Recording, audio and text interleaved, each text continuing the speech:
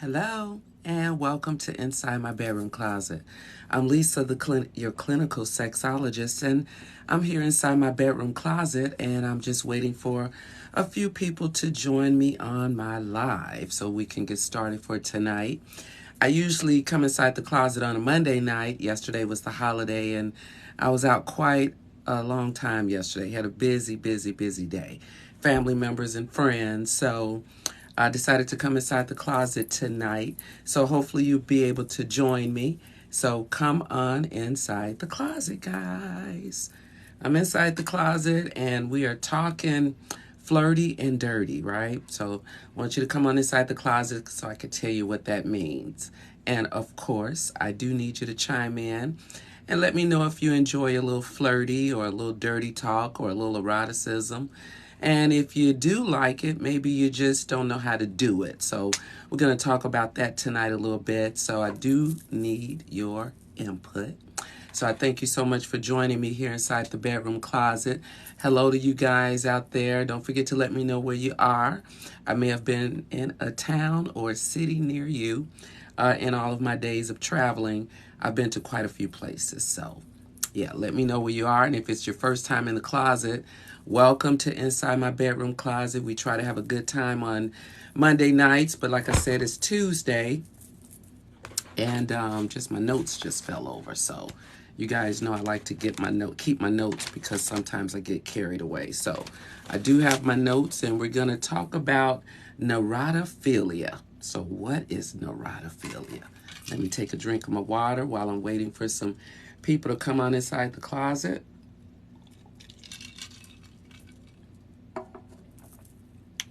Wet my whistle a little bit.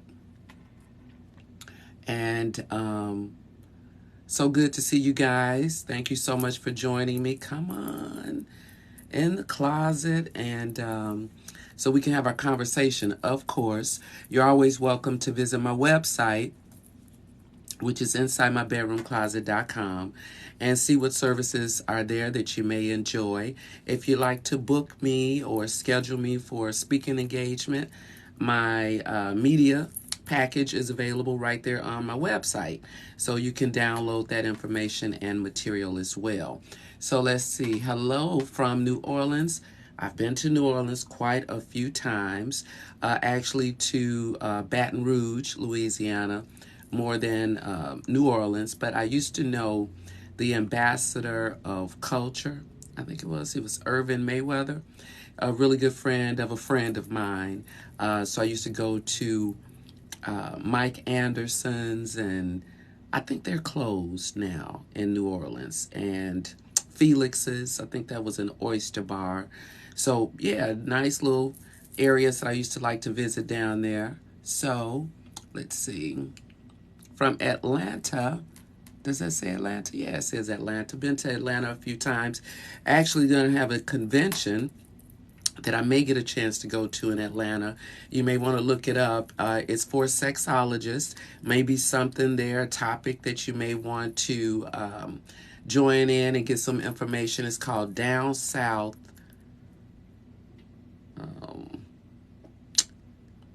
Down South in Atlanta, I think it's called.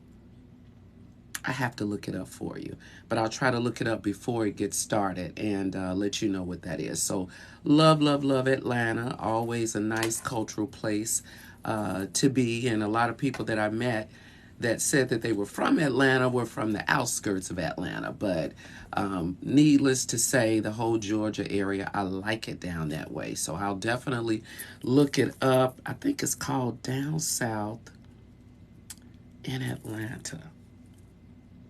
Yeah, it's called Sex Down South. That's what it's called because I had it actually pulled up on my computer. I was thinking of signing up to do a topic on sex and aging because as we get older, our sex and the sex lifestyle changes.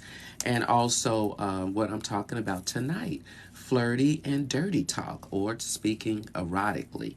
And I'll give you a little information on the reason why. That's a topic for me, but yeah, Sex Down South Conference, look that up.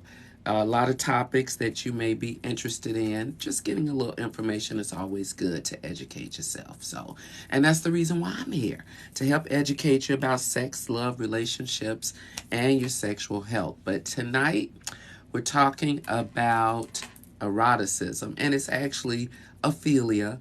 And if you've listened to me in the past, you know aphilia is something that you have a fetish for, whether you like feet or showers, or whatever it is that you really enjoy. There's aphilia for it. And actually, if you do enjoy listening to someone speak erotically, or if you like to speak erotically, it's actually called nerotophilia. So it's got a name and it's a word for it.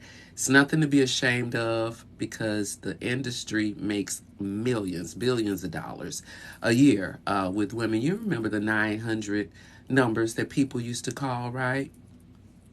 Because they enjoy listening to someone speak sexually. And it's being actually your sexuality being transformed into, I say, human imagination.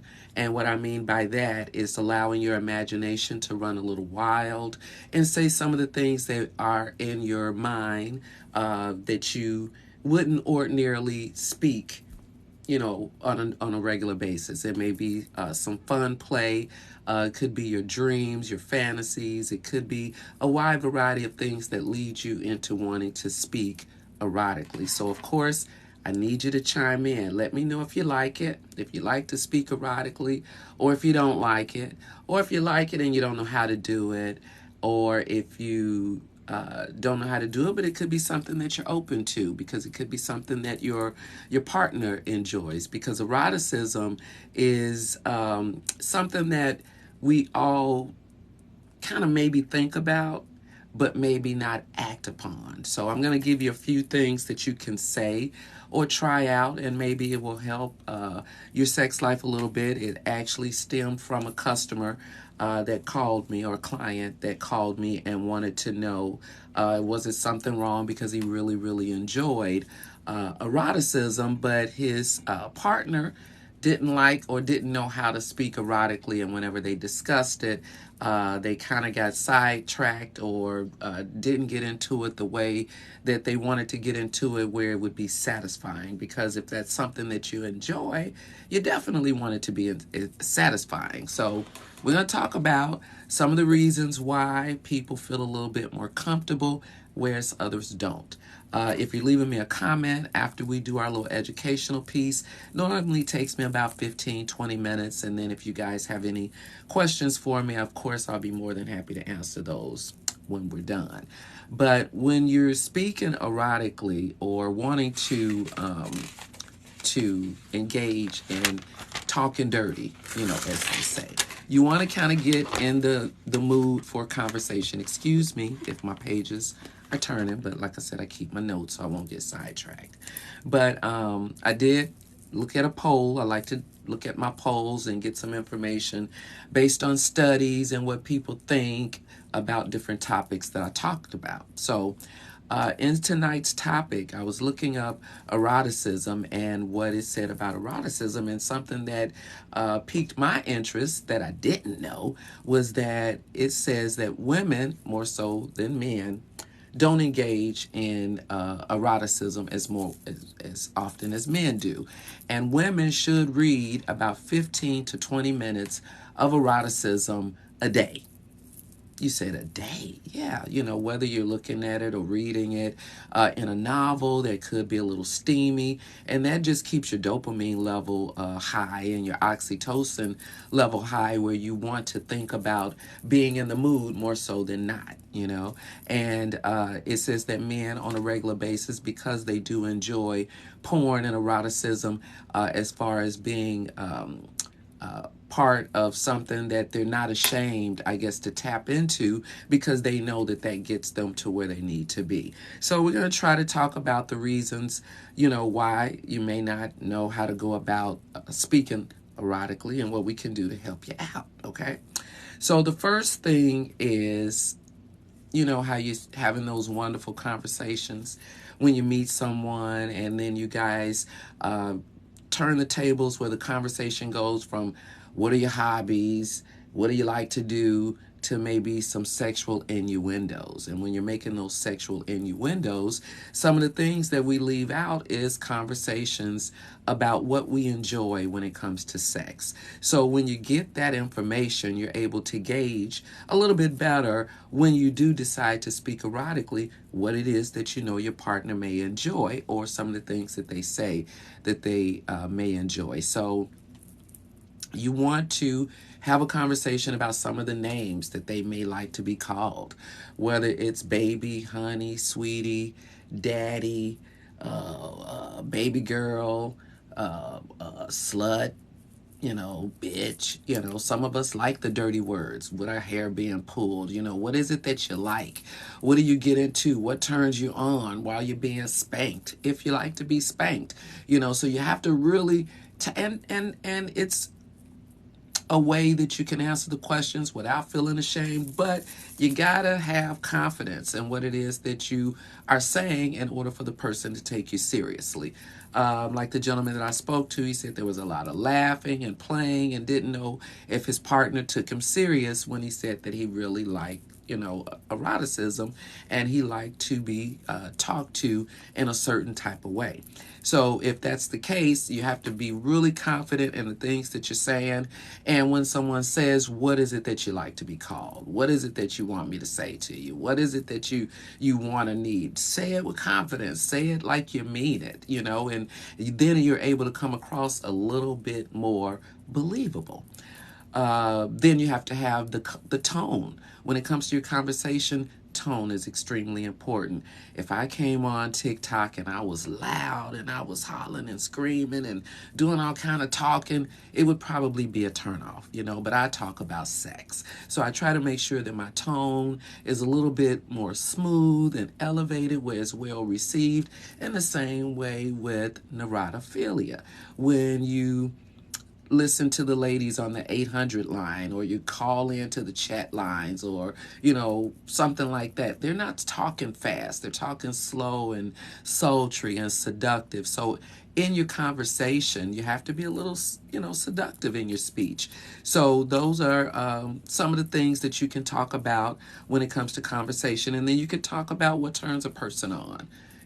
Like I said before, do you like your hair to be pulled?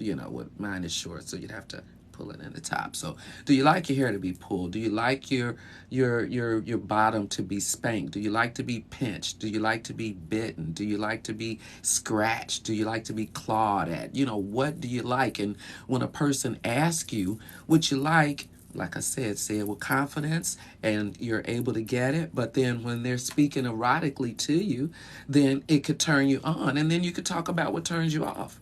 It's nothing wrong with that, because you could be in the midst of getting everything you want sexually, and then one thing could happen and bam, you're turned off.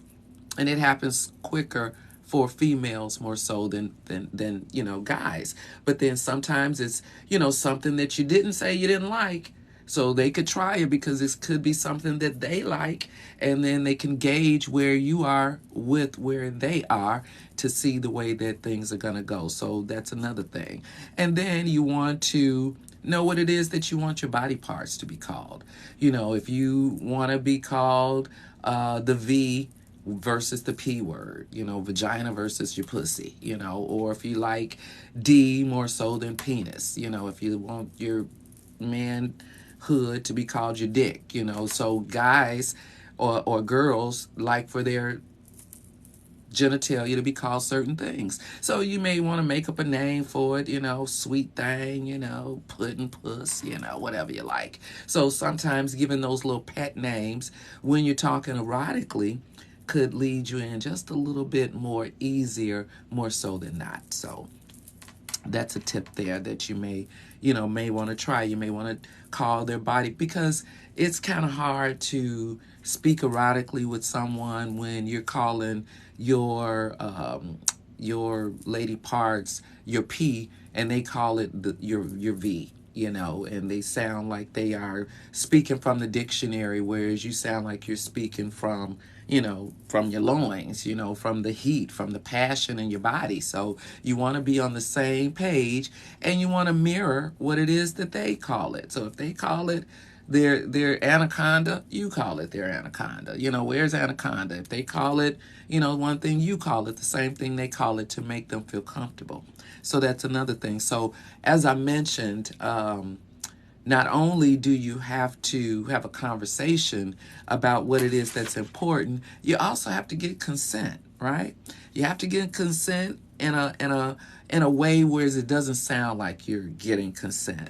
So you don't want to just jump in and start talking erotically to someone, because it could be, a turnoff, and you could say something like, well, I just woke up from a very good dream, and it was a dream about sex with you. Do you mind if I take a minute to tell you what that dream was about and how it turned me on? So actually, you're talking about the fact that you had a dream and it was about sex. Do you mind if I take a minute to tell you what that dream was about? So you're getting consent to tell them, what the dream was about. And you said it was about sex. So therefore, you're given the green light to go for it. So if you want to say something simple like, I'm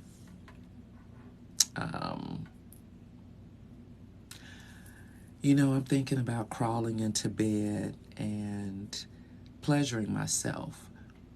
Do you think you might want to talk a little eroticism or a little dirty to me to help me along the way?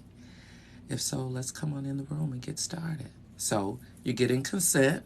You're telling them that you want to pleasure yourself, and you may need a little help from them speaking erotically to get you turned on. So that way you're kind of saying what's on your mind. You're getting it, to the point where you want to do certain things to yourself, and you want them to see you do, the self-care to yourself, but you want them to help you out by speaking erotically. So therefore, you can kind of lead people into where it is that you want to go with eroticism. And yeah, so you could say something else like, I started thinking some erotic thoughts about you today, and if I could tell you about a few of those thoughts, it may turn you on the way it turned me on. Is it okay if I tell you about it?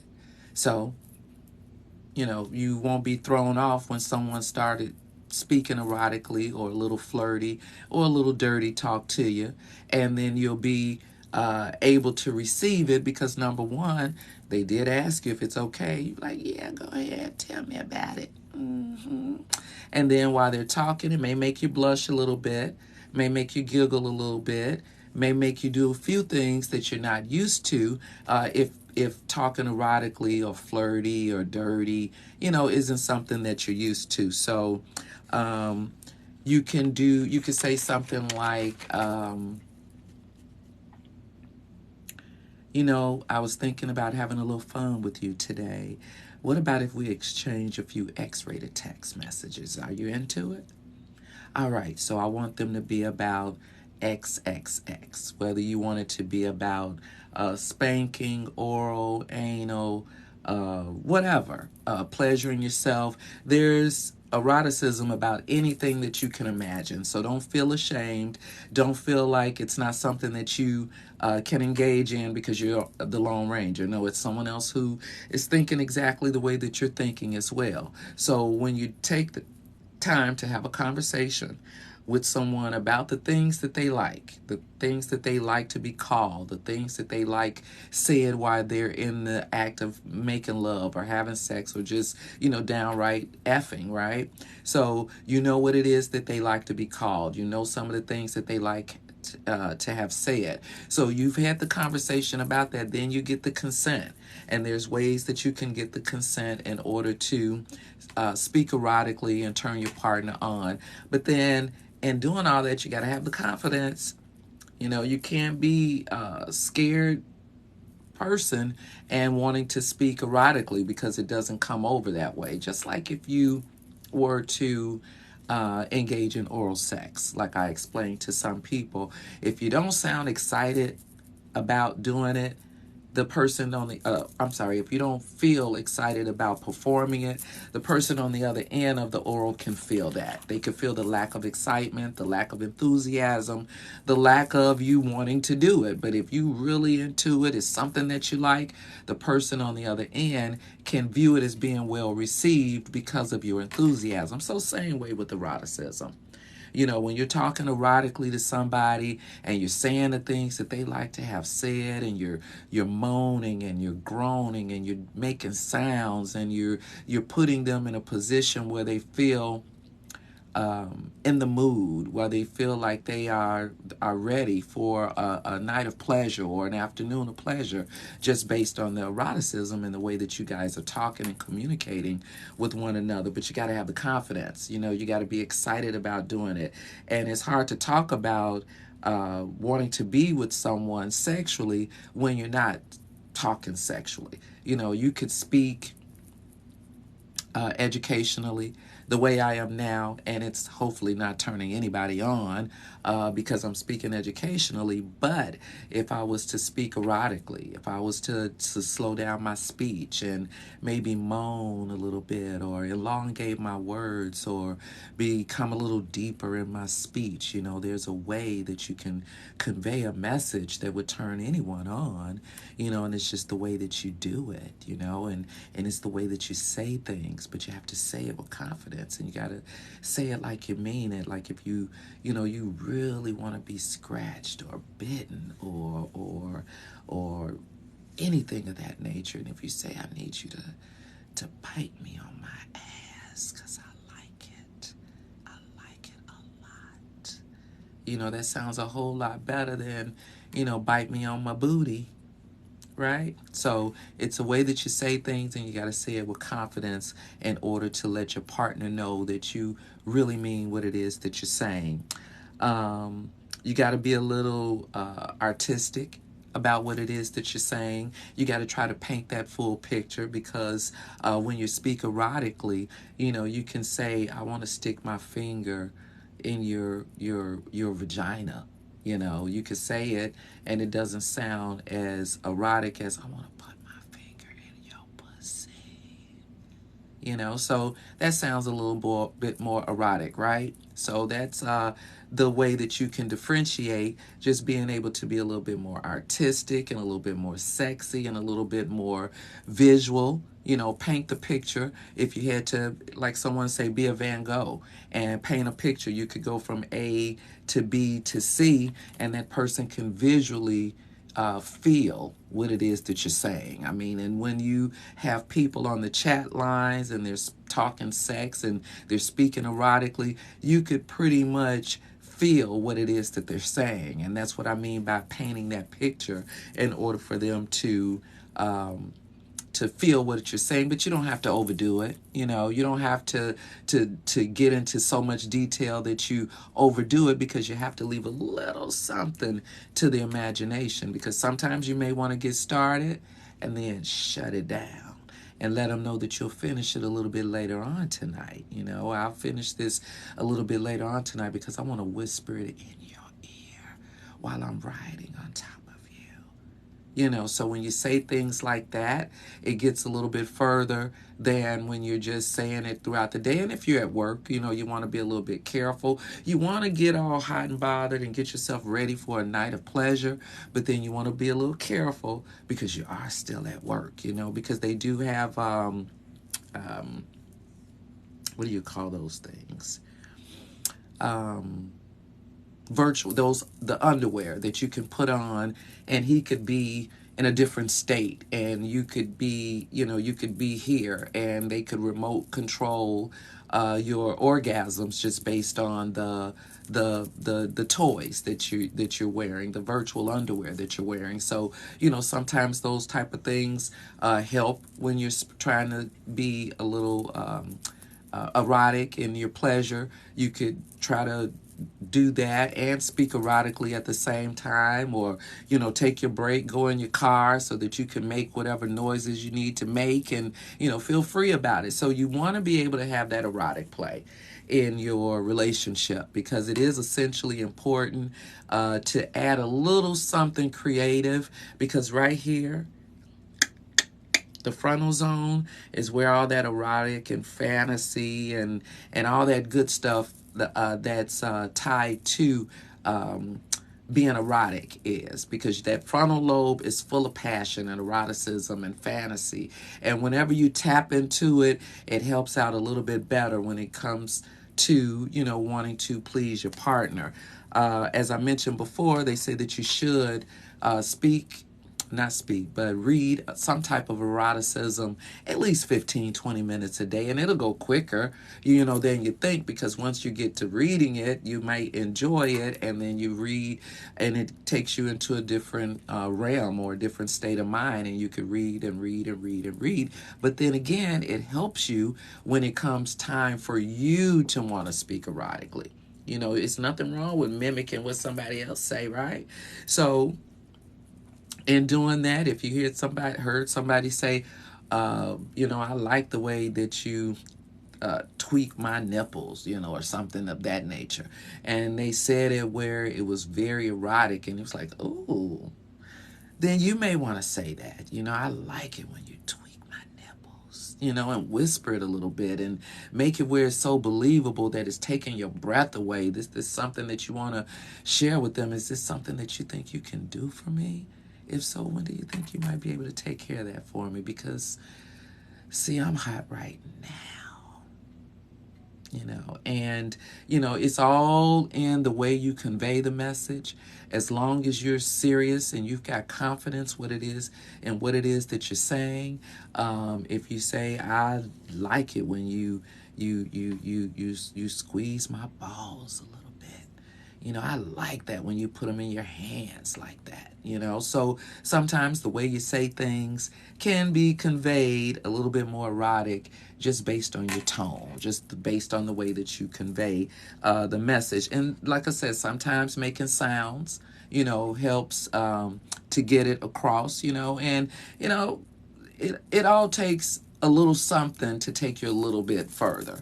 Nobody wants to, and this is the way that my professor put it one day. Nobody wants to put a cake in a cold oven, right? They say you need to preheat the oven, or biscuits in a cold oven. In order for your food to rise, they say the oven has to be warm. So you think of yourself as an oven, and you want to be warmed up a little bit. You don't want somebody just pounding something into a cold oven, and that's how you can consider yourself. Even though you stay a little warm because you're a warm-blooded person, if you're not warmed up a little bit, and sometimes when they whisper a little something in your ear, you go, they may turn you on a little bit.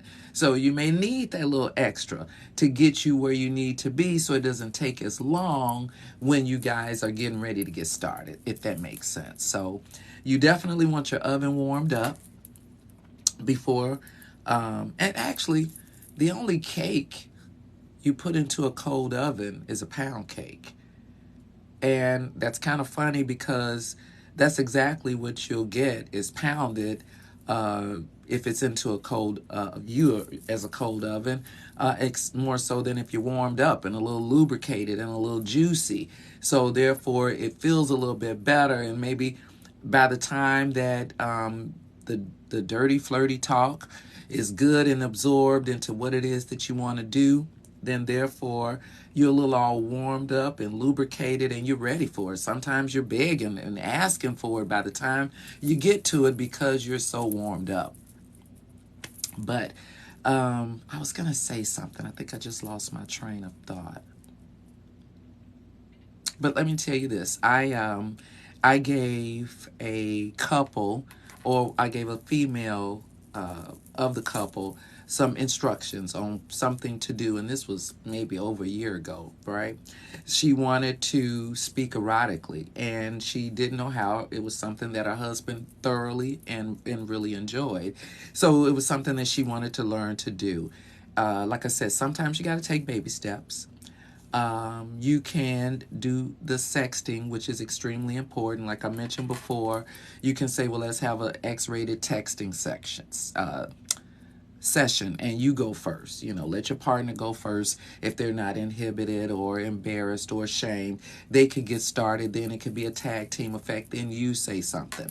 Well, I gave them a challenge and she wanted to learn to speak erotically. I said, okay, fine. The first thing to do is send an erotic text message. Then I want you to verbally say that text message on their voicemail. Tell them you're going to call at a certain time. Do not answer the phone. Whatever you do, you're going to see it's my number. It's 10:30. Don't answer the phone. I need to leave you a voicemail. So when they leave the voicemail, they're able to hear you speaking erotically. And it may take 1 or 2 or 3 or 10 tries, right, before you get it. But it's something that you're trying to do. And then once they hear your voice, and reading the text message is good because they know you're sending it. But once they hear your voice speaking it, it could be just a little bit different and more so of a turn on. So the second part to the challenge was to leave them a voicemail with instruction on what it is that you may want them to do. So she said, I wanted you to come home at a certain time. And I know he gets home at about, let's say, 4 o'clock. By 5 o'clock, I'll finish working and doing a few things. I want to meet you in the bedroom at, let's say, 8 o'clock because he went to bed at 7:30 or whatever it was. So, or 9 o'clock. So meet me in the bedroom at 8 o'clock. And she said that the text messages and the voicemails went over so well that instead of meeting her in the bedroom at 8 o'clock, he met her in the bedroom at 7:30. He was super duper anxious because, number one, he couldn't wait for her to do some of the things that she left him a voicemail about. And number two, she stepped out of her box to do something a little bit different to take her relationship to a different level. And like she said, it may not be something that I do all the time. She gave herself a alter ego name and she said, well, hey, this is such and such. And when she gave herself that alter ego name, every time she called and she said it was such and such, he knew what to expect. Oh my God, such and such is on the phone. I don't know what she's gonna come up with today or what she's gonna say today. But those little bitty things take the relationship to a different level. You want to do something a little bit different than always having to do the same old, as they say, vanilla sex. So that's what I had to say tonight. Let's see if there are any questions, any comments or suggestions. So let's see what you guys are saying inside the bedroom closet tonight. But hello to you too, and thank you so much for joining me here in the closet. Hello, hello, and thank you guys for coming inside. It's good to see you as well. It is about to be Corvette season. It's already Corvette season. We have had, I think, parties ever since Friday. So Friday, Saturday, Sunday, and yesterday. We had Corvettes everywhere. And we have an event coming up this weekend, and I'll take pictures. I was working the Corvettes parties where we were, and I didn't get a chance to take as many pictures. But yes, it is Corvette season. I thoroughly enjoy driving my Corvette. So it's all waxed and buffed. I've got new rims, factory rims. I've got brand new tires. All four sitting on brand new tires and rims. Can't wait. She's all nice and polished and ready to get out. I've been driving my Mini Cooper. She's a convertible, so I like the top back, but you can see it just ruins the curls in your hair when you've got your top down. So thank you so much. It is about to be Corvette season, and I'll have some photos for you. I've got some in my phone, so I'll post some on my page. So thank you for that. Hello from New Orleans. I am open to new things. Very good. And that's the only way that you can grow yourself, is to be open to new things, and your partner can be open to new things. And when you are confident in your sexuality, you become a more confident person because you're speaking what it is that you believe. You're speaking your truth. You're speaking what it is that you like. I'm comfortable in my sexuality. I can talk it, all day. Now, following through with it, yeah, it may be a challenge for some people because it's not something that you talk about on a regular basis. But if you have a significant other and you want to definitely add something different to the mix, try talking erotically. You'll see it will definitely be a big benefit for you. So let's see. Do you guys have any questions? Come on with your questions so I can stay in the closet a little bit longer. Yes, me and my partner enjoy it. Perfect. So and thank you for so much for being honest, because erotica is I think important in a relationship to add just a little bit of curiosity. It adds a little curiosity to the relationship. And as a matter of fact, I do speak erotica. I write erotica. I've got a poetry book. I've got, actually, on my website, I've got, what is it? Is it Deja Vu? I think that's the erotic poem, or sensual. I do eroticism, love, and sensuality. So that's the book that I'm working on now. And I've got a voice piece to music on my website. I've got some other ones that I'm getting edited with my music producer to put on the website as well. So the one piece is on there. I'll have another one real soon in the book. I'm just looking for artwork now. Should be done really soon. And it's called Seduction of a Memory. So that's what eroticism does. It seduces your memory, or it seduces your mind of things that you want to engage in, or your memory of things that you did engage in, because eroticism stems from usually the sexual encounters that we may have had, that you may have wanted to take to a different dimension or level, or actually from your childhood, and things that you have grown up thinking as a teenager that you may like or enjoy just based on porn or things like that you've seen. So, yep. Let's see. I love to speak erotica. Good for you. And hopefully your partner enjoys it. And even if you are doing a little self-care, and you say some things to yourself out loud, and you'll see that actually it'll turn you on. When you're saying certain things, it'll definitely turn you on. So you'll be able to say those things to another person and hopefully turn them on too. So erotica is good. So great. I'm glad you enjoy it. What happened to me? What do you mean? Yesterday? Yesterday was the holiday. I wasn't in. Don't know what you mean. What happened? Let me know what you mean, and I can answer that question for you. And thank you guys for the roses. I appreciate it. For the laughs, the Bronx. I was just going to put my I Love New York shirt on, too. I ended up with this Harley shirt on today, but I've got a I Love New York shirt. I went to New York maybe right before the pandemic happened. Love plays. I haven't been to the Boogie Down Bronx. I've got a girlfriend that lives in the Boogie Down Bronx, but I haven't been there. So yeah, thank you so much for joining me from the Bronx. Let's see. Your oven is hot. Good.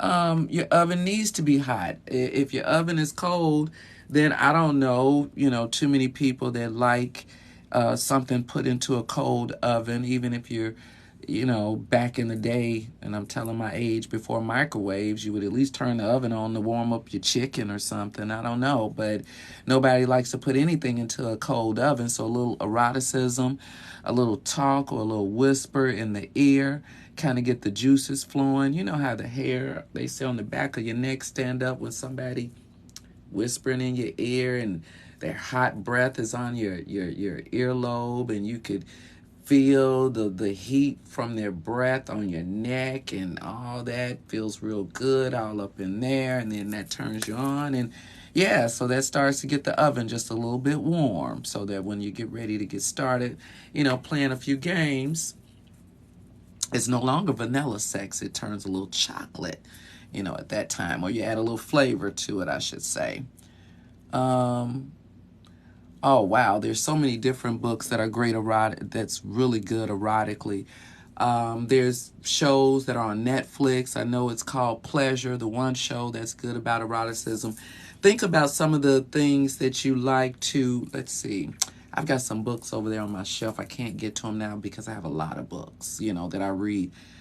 I read a lot of eroticism. I read a lot about sex because I take notes and I do research every time I do my show. I don't take it for granted that I trust myself to remember everything that I want to say to you. So I do read, I do research, I look at surveys, I look at polls, I do a lot of reading when it comes to eroticism. So the Googler is huge these days. So whatever type of books that you like to read, or just look and see what type of eroticism is out there, which is great for you. I've got quite a few classmates that have written books with eroticism in it. So I'll look some of those up and I'll give you guys some more information because I want to talk a little bit more about eroticism in the month of June. Not just eroticism, but philias and different things that turn people on, and fantasies and fetishes and things of that nature, because everything is just not black and white when it comes to sex. A lot of things are in color, basically because people like a little color in their life. They like a little variety, a little spice, a little a little something extra, that piques their fantasy, their dreams, their turn-ons, things that make them want to be in the mood and to have a great sexual encounter with their partner. And it doesn't have to be climbing from the ceiling great. It could be just great because it's something different. It could be something great because you're adding a little something extra to the mix, more so than just the, right? You want to do a little something extra. You want to call some names out in the bedroom and say some things that, your partner would enjoy and not forget. And then what you can do the next day, just to keep it going, say, last night I really enjoyed what we did. Is it okay if I give you a play-by-play of what I enjoyed the most, or what I liked about last night, or the one thing that I'd like for you to do over and over and over again? So a variety of any of that kind of helps, and that just kind of keep that will all lubricated and juicy. Doesn't mean that you have to have sex again the next night. If you do and you want to, that's great. But if you don't, at least you're still keeping that will a little juicy. Sometimes you may want to do a little lap talk, which means you sit on their lap and you do a little talking, you do a little kissing, you do a little rubbing, you do a little talking in the ear, you do a little exchanging. And it's best, even if there are others that may be in the house and you're whispering in each other's ear, that adds a little, that's kind of like doing a quickie. You're kind of sneaking and doing something that someone may not know that you're doing. So, yeah, that adds a little something to it.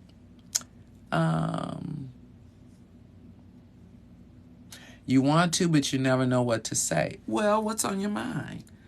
Say what's on your mind. Think about it first and internalize it, and think about what it is that you would like to have done, and if you have a significant other that's willing, and I know that they're willing to work with you, if it's sexual and it's going to make your relationship a little bit, better, think about what it is that you want to say.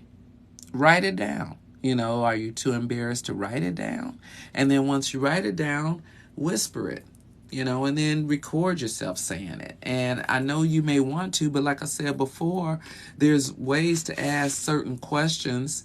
Like I just woke up from a very sexy dream that I had about the both of us. Let me tell you what it was about. Or you could say, baby, did you dream about us last night?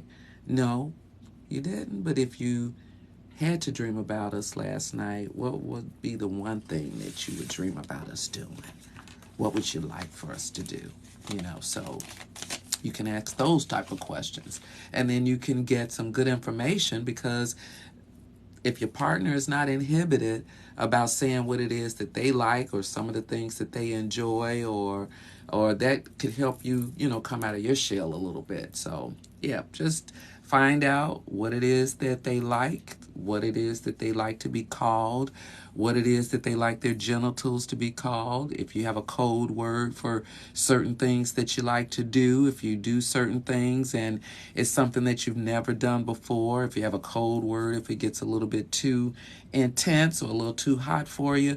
But you got to think about, like I said, taking your relationship to the next level and not allowing everything to be so vanilla, just adding a little sprinkle on top and talking a little dirty and a little flirty and getting things where they need to be. But yeah, so we've been talking a little while tonight, guys. Do you have any questions before I go? But as I mentioned earlier, I do have a website, which is InsideMyBedroomCloset.com. I've got under the music tab, it's a digital download. I think it's like maybe about 6-7 minutes. So if you had to listen to about 15 minutes of eroticism, that takes up about 7 minutes of it, and it's verbal. It's something that you can listen to with your significant other. I know that you can download it. I think it's like $5 for the digital download. So you can head over to my website, InsideMyBedroomCloset.com. And coming up of things to this summer, got a few things I've got planned. Doing a workshop on the power of the P. Yep, don't want to miss that one. And then we're going to do the book release. I got quite a few Corvette events that I'm doing. I may be going to North Carolina really soon, like within the next couple of weeks. So I've got a little traveling that I have to do. But yeah, I'm going to be busy, but you can always catch me here inside my bedroom closet, usually on a Monday night at 8 o'clock p.m. Central. And if I miss that Monday night, I'll be in the closet the next day. So I like to come in the closet. I need you guys to like, follow, and share. And always meet me here inside the bedroom closet. Thank you guys for being so receptive to the things that I talk about. I really enjoy coming to you as candid and as open as I can be. So if there's anything specifically that you want to talk to me about, email me inside my bedroom closet at gmail.com or leave me a comment on TikTok. You can find me on Facebook, YouTube, as well as Instagram. But I am continuously every week on TikTok, where I'm not on the other platforms like that. So I definitely appreciate you guys with your follows. Thank you so much for allowing me to come to you for at least, let's see, about 50 minutes tonight. So thank you so much for your time and your attention. And until we meet each other again, I'm here inside my bedroom closet. Talk to you later. Talk to you later.